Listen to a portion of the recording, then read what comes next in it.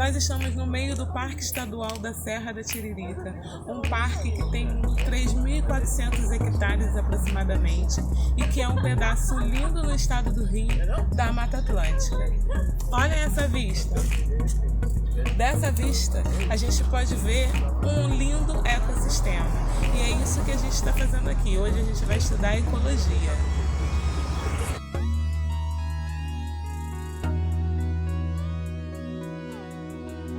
Nós viemos aqui nessa unidade de conservação para estudar ecologia. Ecologia é a parte da biologia que estuda os seres vivos e a interação desses seres vivos com o ambiente em que eles vivem.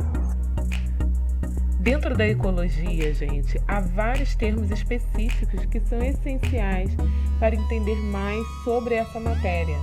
Então é isso que nós vamos ver agora. O primeiro termo é a biosfera. A biosfera é a região do planeta onde encontramos seres vivos. De uma maneira simplificada, podemos dizer que a biosfera é o conjunto de todos os ecossistemas existentes na Terra e é considerada por alguns o maior ecossistema existente.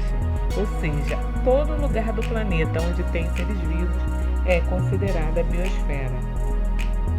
Depois da biosfera, a gente vai ver o ecossistema. O ecossistema é um nome dado a um conjunto de comunidades que vivem em um determinado local e interagem entre si e com o meio ambiente, constituindo assim um sistema estável, equilibrado e autossuficiente.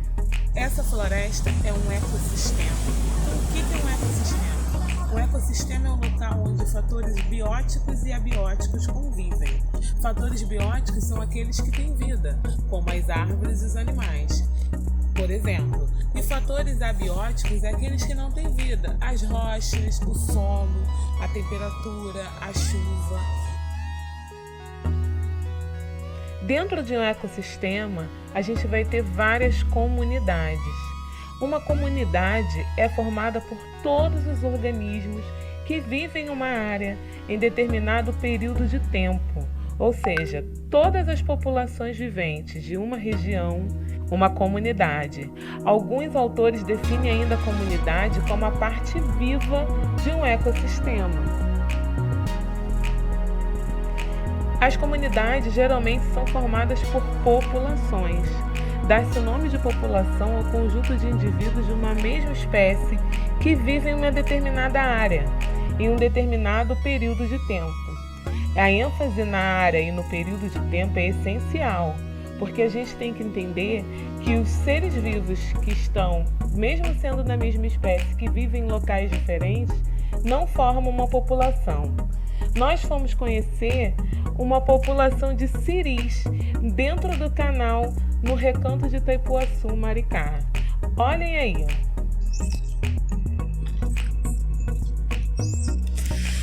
Bom, gente, a gente veio aqui, tá aqui para mostrar para vocês essa população de siris. Essa população de siri é chamada assim porque todos os siris aqui têm a mesma espécie. Ou seja, eles são indivíduos que podem se reproduzir e gerar descendentes que podem ter filhos, os chamados descendentes férteis. Esses indivíduos, eles agem nesse ambiente alterando esse ambiente. Essa terra, essa lama, já é um solo lamoso e isso faz com que serve de berçário para alguns tipos de peixes.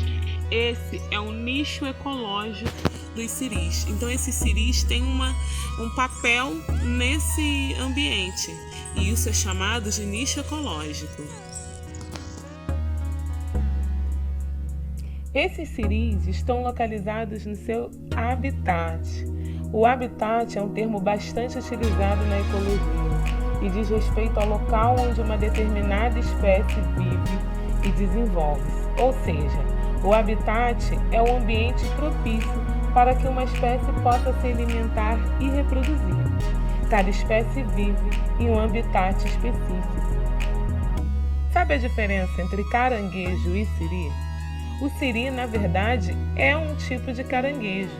Só que a família dos siris, que é chamada família Portunídea, ela tem essas patas traseiras voltadas para a natação.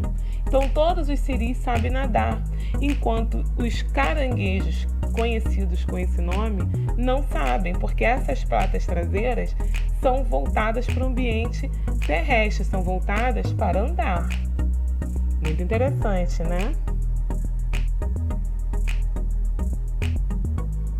Bom, assim como esses ciris desempenham um papel, seu nicho ecológico, dentro do ecossistema deles, os seres vivos desempenham diferentes papéis dentro de um ecossistema e ocupam diferentes níveis tróficos, podendo ser produtores, consumidores ou decompositores, quando eles decompõem a matéria orgânica. Isso forma várias teias alimentares dentro dos ecossistemas.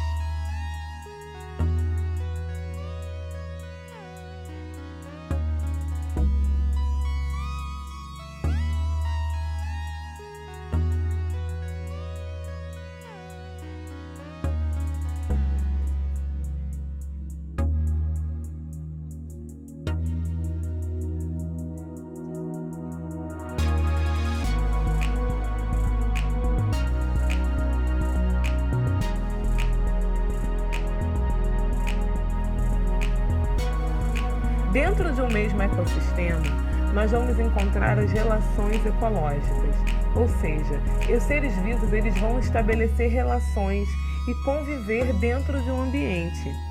Essas interações acontecem entre os seres vivos, podem ser relações intraespecíficas, que ocorrem entre indivíduos da mesma espécie, e relações interespecíficas, que ocorrem entre indivíduos de espécies diferentes. As relações interespecíficas entre espécies podem ser harmônicas, cheias de paz e amor, ninguém briga, onde não há prejuízo para ambas as espécies, e desarmônicas, onde alguma espécie vai se prejudicar.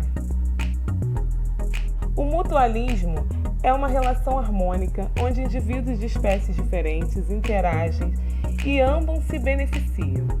Pode ser facultativo ou obrigatório. Os exemplos de mutualismo é o Lincoln, que tem um mutualismo obrigatório, e o caranguejo eremita e a anêmona do mar, onde o mutualismo é facultativo. Outra relação é o comensalismo.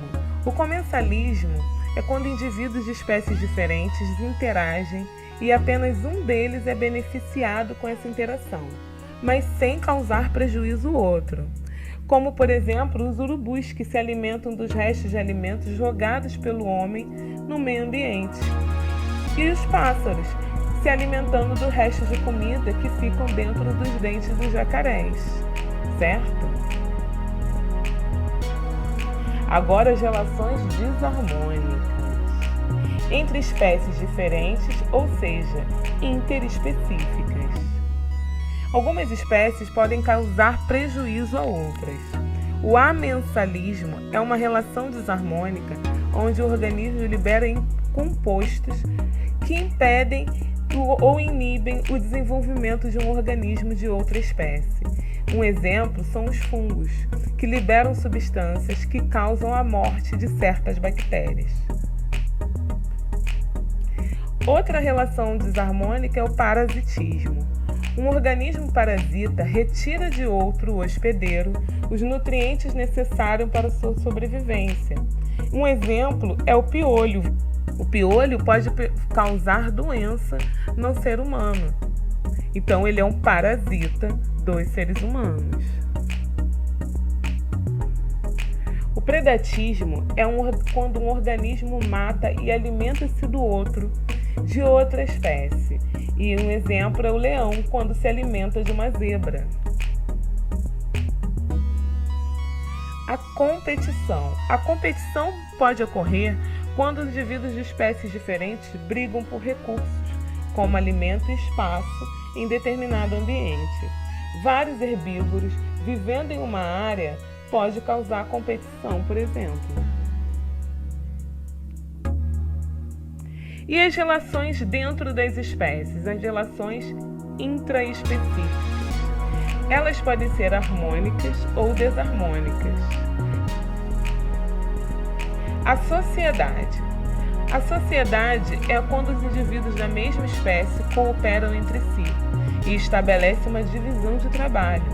Nessa relação ecológica, não há união física entre os indivíduos, mas um exemplo é a sociedade das abelhas, onde a rainha põe os ovos e as operárias são responsáveis por proteger e alimentar a colmeia.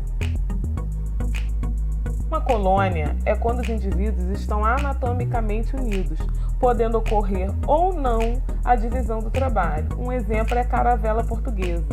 Nessa caravela, cada indivíduo tem uma função nessa colônia. O canibalismo. Um indivíduo mata e alimenta-se do outro da mesma espécie. Um exemplo é a fêmea do louva-a-Deus, que alimenta-se do macho após a cópula. A competição. Indivíduos da mesma espécie competem por recursos, tais como alimento, área, parceiros. Um exemplo são os lobos brigando por território. Temos que preservar ao máximo o ecossistema que a gente tem. Mas você também pode ter um ecossistema na sua casa. Para ter um ecossistema em casa, você pode ter um jardim, um aquário e pode também construir um terrário. Mire no QR Code e assista a aula da professora Silvane, onde ela ensina a construir um terrário muito maneiro. Então é isso, galera. Um beijão e até a próxima aula.